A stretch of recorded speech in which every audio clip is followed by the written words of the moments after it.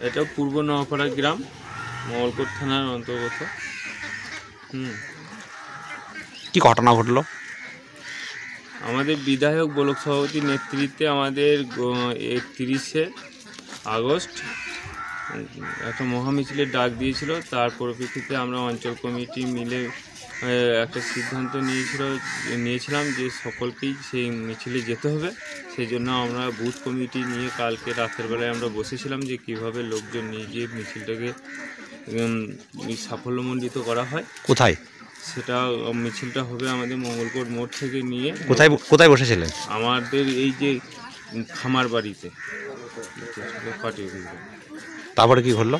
সেখানে প্রায় মিটিংটা প্রায় শেষের দিকে অবস্থায় ছিল। তখনই কিছু সিপিএমের দুষ্কৃতী এসে আমাদের যাতে মিছিলটাতে লোক না যায় তার জন্য বোমাবাজি করে আমাদের একজনকে আহত করে, এবং আবার সকল মিলেই আমরা ভয়ে আতঙ্কে পালিয়ে যাই। কি মানে কি আহত কিসের দ্বারা হয়েছে? বোমের দ্বারা হয়েছে, বন্দুকের দ্বারা হয়েছে। ওদের কাছে আগ্নেয়াস্ত্র ছিল প্রচুর। কি নাম আপনার? আমার নাম শেখ রবিউল হক। আমরা ওই মিটিংটা সেরে আমরা সব বাড়ি যাচ্ছি, আর ওই টাইমে সিপিএমের হারামাত কতগুলো এসছে, মেশিন বন্দুক নিয়ে এসে পাড়ি দিয়ে ওকে দেখে আমরা একটা ঘরের ভিতরে ঢুকে পড়ি। এসে আমাকে জানলাটা ভেঙে, আমি শাটার লাগিয়ে দিয়েছিলাম, শাটারটা চেপে জানলাটা ভেঙে হাত বাজে আমার হাতে গুলি করে। আমি একটু দেয়াল চেপে গেলাম, আমার হাতে গুলিটা না লেগে পেটে না লেগে সাইড দিয়ে চলে গেল। এটা ছিল আমাদের মুজাদের ছেলে সাদ্দাম গুলিটা সাদ্দামই করেছে।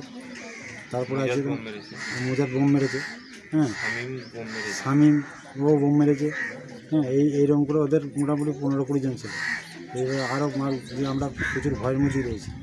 কি নাম আপনার? শেখ নাসিরুদ্দিন। নওয়াপাড়া গ্রাম, সেখানে গুলি চলে। তৃণমূল দলের অভিযোগ যে সিপিএমের হারমাত বাহিনীরা গুলি চালিয়ে। কি বলবেন এই বিষয়ে? নওয়াপাড়া গ্রাম বিগত 11 সালের পর থেকে, তৃণমূল সরকার আসার পর থেকে সেখানে আমাদের পার্টি সিপিআইএম পার্টির কোনো প্রকাশ্য কাজকর্ম করার কোনো সুযোগ নাই। তৃণমূলের সমাজ বিরোধীরা দাপিয়ে বেড়ায়। স্বাভাবিকভাবেই তৃণমূল গুলি চালাবে, সিপিএম গুলি চালাবে তৃণমূলের প্রতি, এটা অতি বড় মূর্খ বিশ্বাস করবে। আপনাদের দিকে অভিযোগটা করছে কেন? তাদের নিজেদের আভ্যন্তরীণ দ্বন্দ্ব আছে। প্রতিটা জায়গার মতন তৃণমূলের নিজেদের মধ্যেও আভ্যন্তরীণ দ্বন্দ্ব আছে।